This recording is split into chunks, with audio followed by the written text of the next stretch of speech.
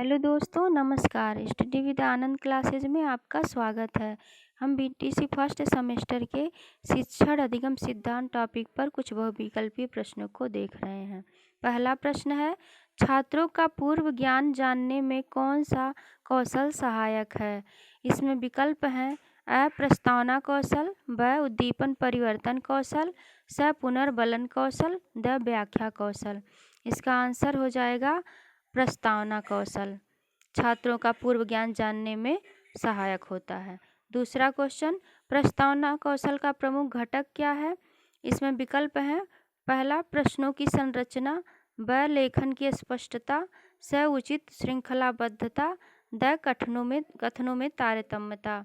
इसका आंसर हो जाएगा उचित श्रृंखलाबद्धता प्रस्तावना कौशल का प्रमुख घटक है। तीसरा प्रश्न, प्राथमिक स्तर पर दवे समिति ने किस विषयों में अपेक्षित अधिगम स्तर का निर्धारण किया था? इसमें विकल्प अ है भाषा अध्ययन, ब गणित अध्ययन, स पर्यावरण अध्ययन, द उपर्युक्त सभी। इसका आंसर हो जाएगा उपर्युक्त सभी।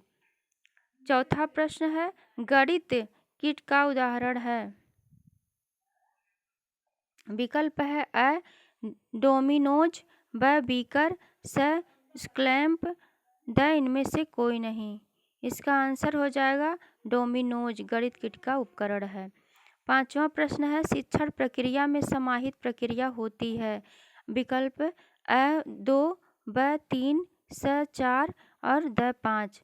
इसमें शिक्षण प्रक्रिया में समाहित प्रक्रिया 3 होती है। ये ब विकल्प सही है इसका। छठवां, वास्तव में प्रश्न सबसे अच्छा उत्तेजक है, यह किस शिक्षक को शीघ्र उपलब्ध हो जाता है? यह कथन है। पहला ऑप्शन है पार्कर, दूसरा है काल्विन, तीसरा रेयान, चौथा है हेरिस। इसका उत्तर हो जाएगा काल्विन। वास्तव में प्रश्न सबसे अच्छा उत्तेजक है, यह शिक्षक को शीघ्र उपलब्ध हो जाता है, यह कथन काल्विन का है। सातवां प्रश्न है, संप्रेषण के लिए कक्षा का वातावरण होना चाहिए? पहला विकल्प है सौहार्दपूर्ण, दूसरा है नीरस, तीसरा विकल्प है अनुशासनात्मक और चौथा विकल्प है प्रकाशपूर्ण। संप्रेषण के लिए कक्षा का वातावरण अ विकल्प सही है, सौहार्दपूर्ण होना चाहिए। आठवां प्रश्न है, वैयक्तिक संप्रेषण का उद्देश्य है? पहला विकल्प छात्रों में व्यक्तिगत विभिन्नताएं होती हैं, ब है बालकों की विशिष्ट योग्यताएं और व्यक्तिगत विकास होता है, स है साधारण बालकों के लिए व्यक्तिगत शिक्षण आवश्यक है, द उपर्युक्त सभी।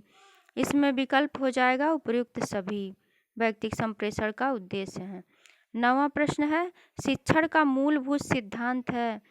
अ विकल्प है क्रियाशीलता का सिद्धांत, ब विकल्प है अन्वेषण का सिद्धांत, स है आगमन विधि का सिद्धांत और द है उपर्युक्त सभी। शिक्षण का मूलभूत सिद्धांत है अ विकल्प क्रियाशीलता का सिद्धांत। और 10वां क्वेश्चन है, निम्नलिखित में से कौन सा शिक्षण सूत्र गेस्टाल्ट मनोविज्ञान पर आधारित है?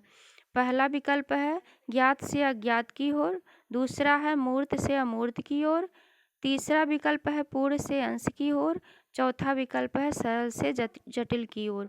इसका आंसर हो जाएगा विकल्प स पूर्ण से अंश की ओर गेस्टाल्ट मनोविज्ञान पर आधारित है।